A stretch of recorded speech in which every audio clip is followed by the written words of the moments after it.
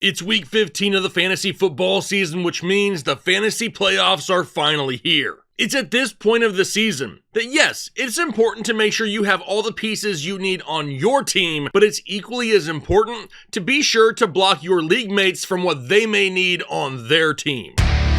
What is going on, Headliner Nation? Hopefully everyone is doing well out there. Today we're going to be diving into the waiver wire here for week 15 fantasy football. And this is what we play all season for, a chance to walk away with a fantasy championship. So just like we always do in this show today, we're going to be talking about some of the injuries we just saw from week 14, a couple things we learned from last week. We know there's no teams on upcoming bye weeks, thank God the bye weeks are over, but then we're going to dive into the waiver wire. We're going to try to go as deep as we possibly can to find as many options as we possibly can. But like I said in the opening, it's very important to be sure that you have a lot of options on your bench. You want to make sure that you're taken care of. But at this point of the season, if you can pick up a player, if you have a spot open on your bench to block your opponent from grabbing said player, a player he may need to pick up to beat you for a fantasy championship, take that player away if you possibly can. At this point, it's survival of the fittest, right? Go out there and get yours. But to start off today, let's go ahead and dive into some of the biggest injuries that we saw from just last week.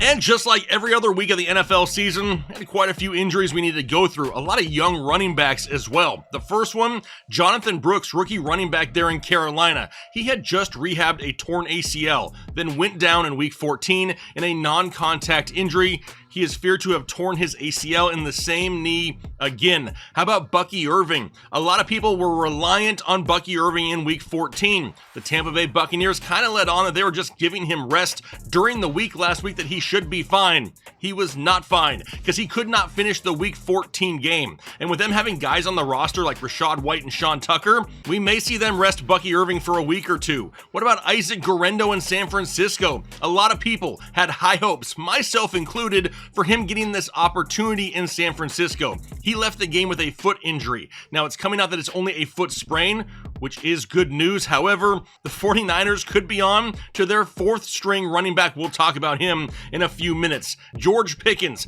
a hamstring injury that he developed last week. They kind of came out and said that he was a game time decision, but now all of a sudden news is coming out that this is a much more serious injury and he could miss some time. Then we also had Ladd McConkey, another game time decision in week 14. The Chargers decided to rest him, but you have to think that he will be back out there this week in week 15. But now that's going to take us to a few things that we learned just last weekend, and this is where I really need you to pay attention, because when we get to the stretch run here of the fantasy football season, we have to be a little bit careful with the players we're throwing into our starting lineups. We need to try to avoid players, when possible, that play for teams that have either already clinched playoff spots or been eliminated from the playoffs. Teams who have been eliminated may want to see what they have in other players on their roster. Teams who have already clinched may want to rest their starters some throughout the course of the game to be sure that they're 100% healthy heading into the playoffs. Some of these teams that I'm mentioning, the Buffalo Bills, the New York Jets, the New England Patriots, the Cleveland Browns,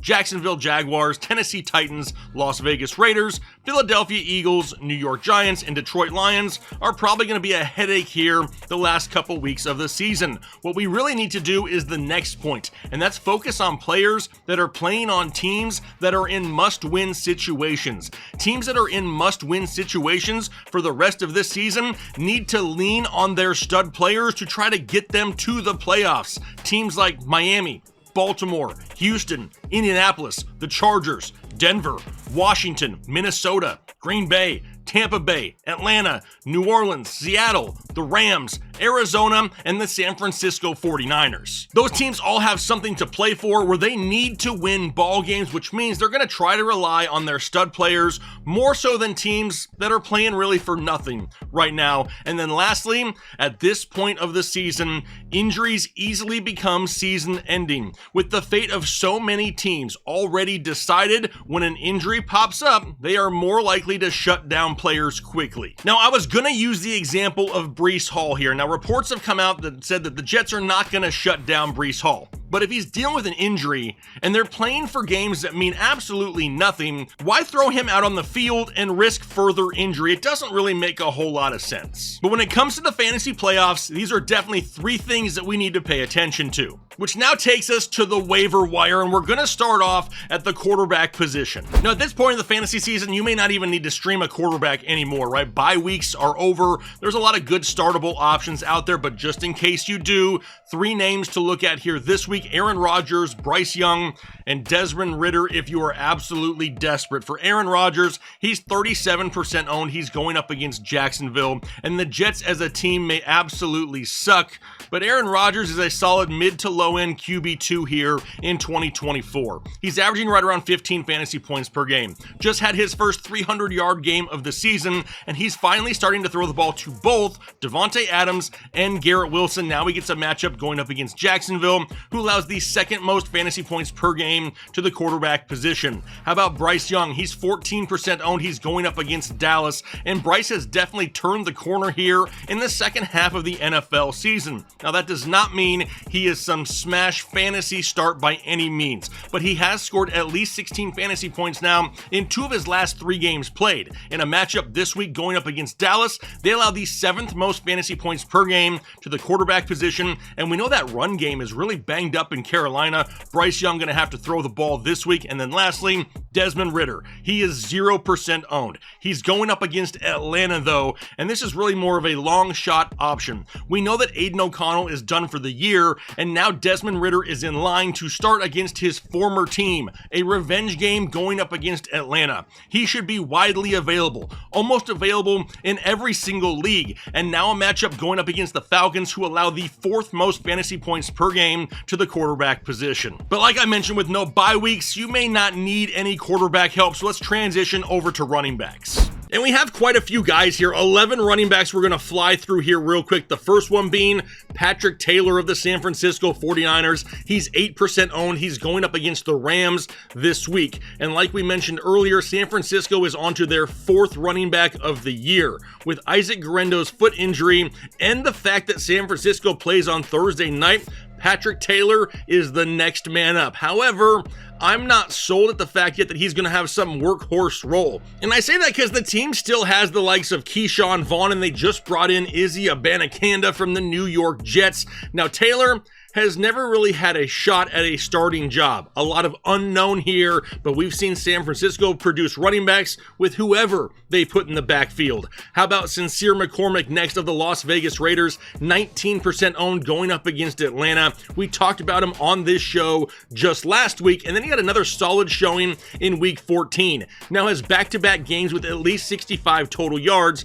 and the Raiders are playing for absolutely nothing at this point. Why not give this kid a little bit more of a chance? We also know with Desmond Ridder at quarterback, he's going to need help at the running back position to take some of that pressure off his shoulders. There is no reason for Sincere McCormick to not go out there and get double-digit touches once again. Not the easiest of matchups though, going up against the Falcons. They are much easier to throw on than run on. They allow the 8th fewest fantasy points per game to the running back position. Now after him, we go down to Tank Bigsby, who's 50% owned. I feel like we've talked about Tank off and on all year long. Now he's going up against the Jets this week, and the Jags offense overall is one big giant cluster, if you know what I'm talking about. One week this backfield belongs to Travis Etienne, the next week it's Tank Bigsby, and there's really no way to figure out whose week is it going to be. But last week we saw Tank out-touch Etienne 19-8 and scored what was the game-winning touchdown. I really can't trust anyone in this backfield, but with the volume that we just saw Tank Bigsby get, he's definitely worth a stash.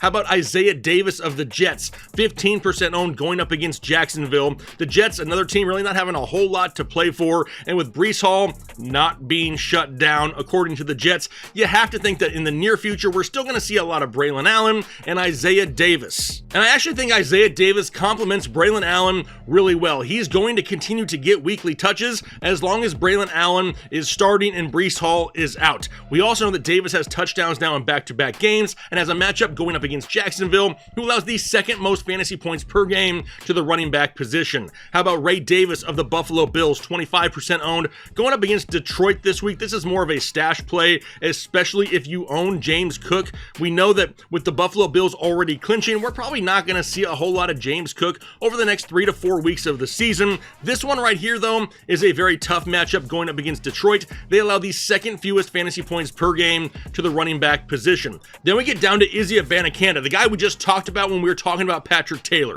Only 2% owned going up against the Rams. And maybe if you miss out on the Patrick Taylor sweepstakes, you take a shot here on Izzy. They just brought this kid in last week, and honestly, he could surprise a lot of people if he gets some sort of role in this offense. A lot of people compare him to Tevin Coleman. Do you remember Tevin Coleman? Kyle Shanahan does, and he definitely knew how to utilize him back in the day. Could we see a two-headed backfield between Patrick Taylor and Izzy Abanikanda? Absolutely. Now, it's something I would want to see before trusting to throw him into my fantasy lineup during the fantasy playoffs, but stashing him, absolutely, I could do that. Jerome Ford, he's been talked about a lot this year. He's 41% owned going up against Kansas City, and he just out-touched Nick Chubb last week, 13-11. We have to expect this to be more of a 50-50 split down the stretch. No reason to beat either one of these guys up right now with Cleveland playing for absolutely nothing. But that doesn't mean I want to pick up Jerome Ford and start him either, especially against Kansas City, who allows the fewest fantasy points per game to the running back position of any team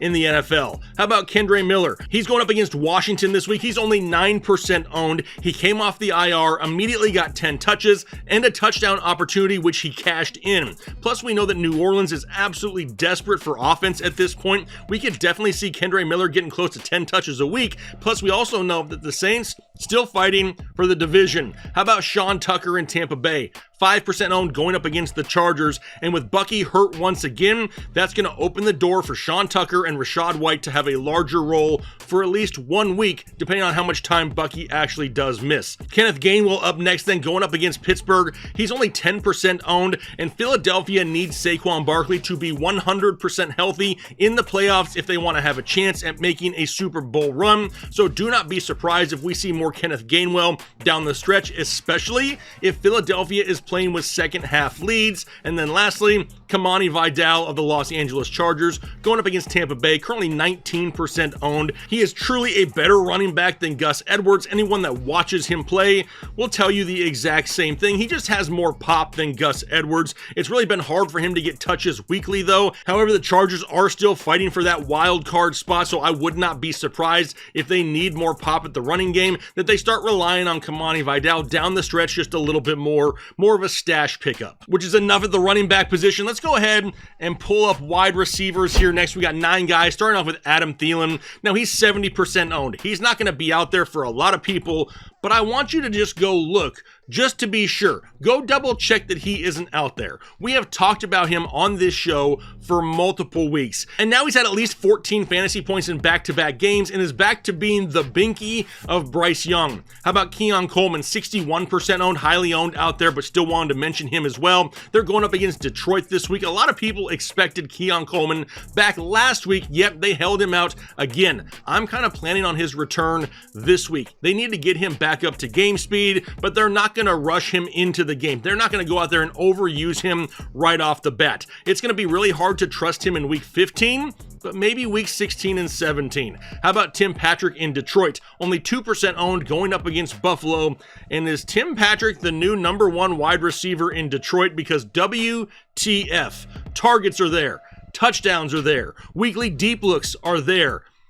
Tim Patrick is a thing, and you have to think that nothing's going to change. They're going to continue to use this guy down the stretch. He's widely available in a ton of leagues, and they can for sure use him against Buffalo this week. Next up is Elijah Moore of the Cleveland Browns, 38% owned going up against Kansas City. Now, he didn't have the best day in week 14 against a tough Pittsburgh defense, but he continues to see right around 8 targets a game. A lot of defensive attention is starting to pay attention to Jerry Jeudy on a weekly basis, which means Elijah Moore can soak up some of those receptions. Now, he's more of a PPR guy just due to the lack of touchdowns, but if you play in a PPR league, Elijah Moore is an option. How about Jalen McMillan of Tampa Bay? He's only 12% owned. He's going up against the Chargers, and he's really been a mystery this year. This kid is crazy good.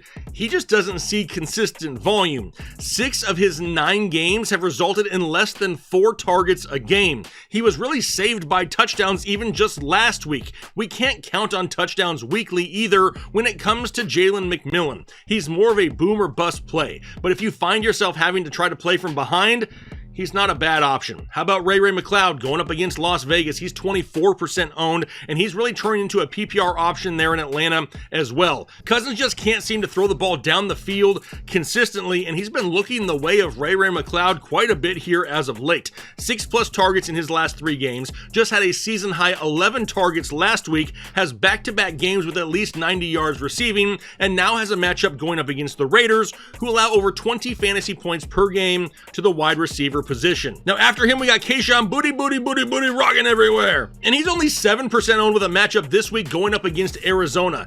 Really more of a dart throw here, but he's coming off the bye week, and he hasn't played in less than 82% of the snaps over the last 2 months of the season. Arizona can be had through the air, so he's an option in week 15. How about Alec Pierce in Indianapolis? 18% owned going up against Denver, and we're still really waiting to find out what's going to happen with Josh Downs. We know that Indianapolis is coming off the bye, and these are must-win games for them. We know Michael Pittman has been inconsistent majority of the season, and Alec Pierce has been the constant deep threat of Anthony Richardson. Don't forget about Alec Pierce, and then Calvin Austin in Pittsburgh. Only 19% owned with a matchup going up against Philadelphia. And with the news coming out about George Pickens and the severity of his hamstring injury being a lot more serious than what they originally said last week, we have to consider Calvin Austin. He is a big play guy in this offense that is getting consistent deep shots down the field each week from Russell Wilson. He has decent matchups, and they're going to need him in upcoming games against the likes of the Philadelphia Eagles, Baltimore Ravens, and Kansas City Chiefs. Which means all we have left are tight ends, the football kind. I got 5 of them. The first one up, Juwan Johnson of the New Orleans Saints. He's 20% owned going up against Washington. We told everyone and their mother to try to grab and start Juwan Johnson last week. I hope a lot of you out there were able to do so. He now has touchdowns in 2 of his last 3 games, and he's going to continue to get targets with limited pass catching weapons in New Orleans. Now, there is a Derek Carr injury, still going to get targets. How about Grant Calcaterra of the Philadelphia Eagles, only 6% owned going up against Pittsburgh? Another guy we talked about in this show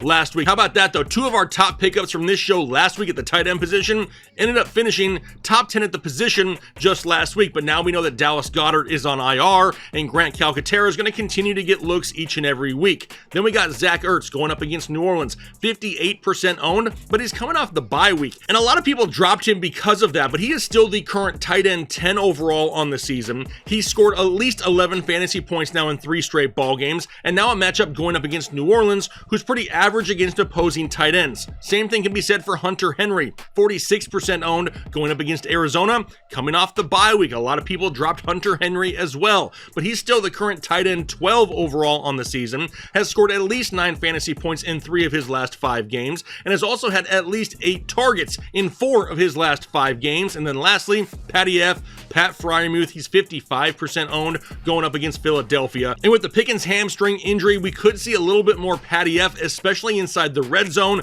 kind of like we did last week. He's got some great matchups coming up against some teams that struggle against tight ends, like Baltimore and Kansas City. Now, for those of you that are streaming D's as we head into the fantasy playoffs, if you're looking for a defense this week, we got the Washington Commanders, the Arizona Cardinals, and the Atlanta Falcons. Now, for the Commanders, they're going up against the Saints. They're coming off the bye, so they're widely available are the Washington Commanders. And with this matchup going up against New Orleans, we have an injured Derek Carr and an offense that doesn't have very many weapons. I like their chances. The Arizona Cardinals, they're going up against New England. The Patriots are one of the lowest scoring teams in the NFL, and the Cardinals defense actually plays better at home, especially with this being a must-win game for Arizona. And then lastly, the Atlanta Falcons going up against the Las Vegas Raiders. And Desmond Ridder, more than likely going to be the quarterback that starts for the Raiders here this week. Between that and all the injuries that Las Vegas is dealing with currently, the Falcons are widely available and have some streaming upside in Week 15. So there you have our Week 15 waiver wire show. We're on our way to the Fantasy Championship. Now, if you haven't hit the like button already, please do so now, and we are definitely looking forward to hearing some of your championship stories down below in the comments section. Now, I'm going to go ahead and get out of here for the day, but hopefully you enjoy the rest of your day, and then most importantly, do your part to make the world a better place.